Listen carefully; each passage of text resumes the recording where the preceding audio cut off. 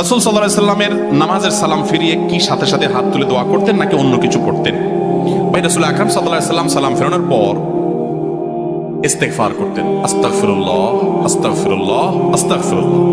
বিভিন্ন হাদিসে আসছে তিনি দোয়া করতেন, জিকির করতেন, আল্লাহুম্মা আনতাস সালাম ওয়া মিনকাস সালাম তাবারাকতা ইয়া যাল জালালি ওয়াল ইকরাম।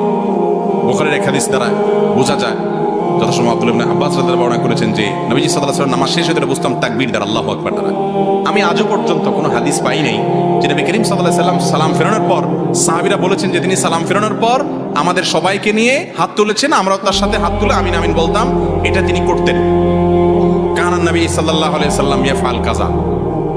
নামাজ তো প্রকাশ্যে করার জিনিস। তিনি যদি জীবনে 2, 10 বার 20 বারও বলতেন তাহলে অন্তত 2-4 হাজার হাদিস আসতো, কারণ এত মানুষ দেখছে। অথচ নবীজি সাল্লাল্লাহু আলাইহি ওয়াসাল্লাম নামাজের পরে কি দোয়া করতেন সেগুলোর ব্যাপারে বহু হাদিস আছে, কিন্তু তিনি সাথে সবাইকে নিয়ে এইভাবে আমাদের মতো ট্র্যাডিশনাল দোয়া করতেন বলে প্রমাণ পাওয়া আমি অন্তত পাই না। কেউ পাইলে দেখেন জোড়া তালি দিয়া, এখান থেকে এক হাদিস ওখান থেকে এক হাদিস, এরকম জোড়া তালি দিয়া প্রমাণ করে অনেকে আমরা। নবী করিম সাল্লাল্লাহু আলাইহি ওয়াসাল্লাম নামাজের পরে কি করেছেন, কি আমল করেছেন সেটা হাদিসে পরিষ্কার। যদি সেটা করে থাকেন অবশ্যই আসবে, কিন্তু মনে রাখবেন নামাজের পরে দোয়া কবুল হয়। কোনো মানুষ সালাম ফেরানোর পর ফরজ নামাজের পর আল্লাহর কাছে চায় দোয়া করতে পারে। দোয়া কবুলের খুব দারুণ একটা জায়গা, এটা করা ভালো। কিন্তু ওই যে সম্মিলিতভাবে করতে হবে, না করলে ইমাম সাহেবের চাকরি যাবে, এটা উচিত না, এটা অনুচিত, এটা ভুল।